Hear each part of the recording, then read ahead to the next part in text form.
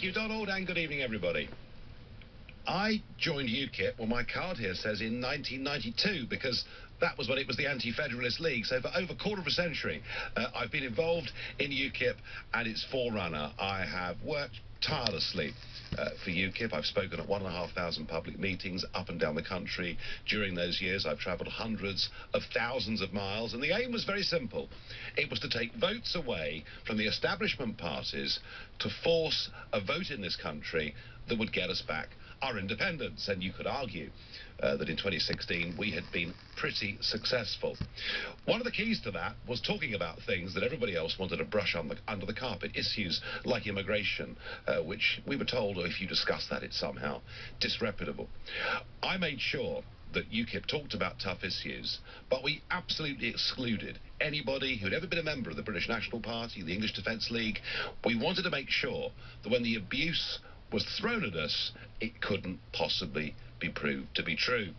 Now, I'm afraid that over the course of the last few months, under this leader, Mr. Gerard Batten, a lot has changed, and he seems to be pretty obsessed with the issue of Islam. Not just Islamic extremism, but Islam, and UKIP wasn't founded to be a party based on fighting a religious crusade. And also obsessed with this figure called Tommy Robinson, whose real name is Stephen Yaxley Lennon. Who is seen by some to be a great hero standing up and fighting for working class people, but who has a pretty suspect record and who brings with him a group of people, I'm afraid, amongst which we see scuffles, violence. Many have criminal records, some pretty serious.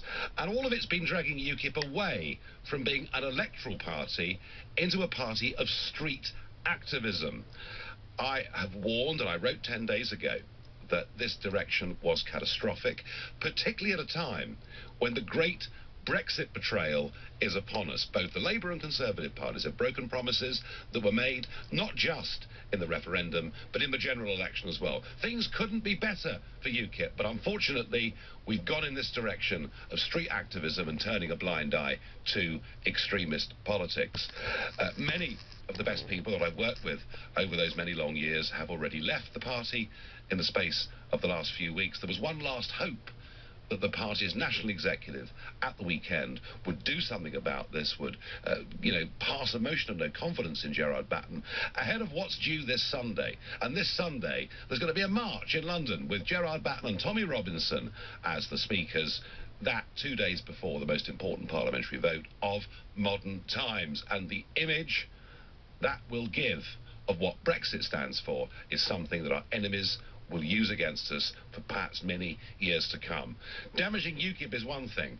Damaging the Brexit cause is even worse. And I, with a very heavy heart, given how much I've cared for this party, the people within it, have reached, I think, a very sad decision, certainly very sad for me, that I simply can't go on with it. I don't recognise the party as being the one that I helped to found and fought for all of those years. I believe the brand has been now so damaged, so tarnished, that it's not able to pick up and won't be able to pick up the political opportunity that's there, staring it in the face. And so with very great reluctance, I have, as of now, resigned my membership of UKIP, cancelled by standing order at the bank. I'm no longer a member of UKIP, which, hey, it's made up the biggest part of my adult life. It's a very sad thing to do.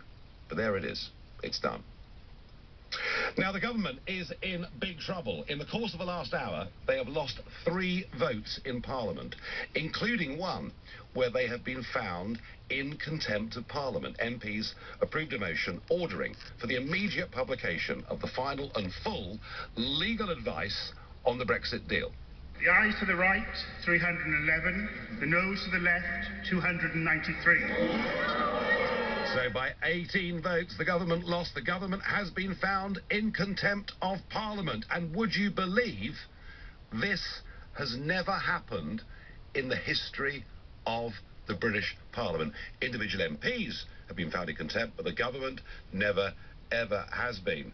And to respond to this, the government have said that they will now release the legal guidance in full. They will do so tomorrow. Leader of the House of Commons, Andrew Leadsom, replied thus. In light of the expressed will of the House, we will publish the final and full advice provided by the Attorney-General to Cabinet, but recognising the very serious constitutional issues that this raises, I have referred the matter to the Privileges Committee to consider the implications of the humble address.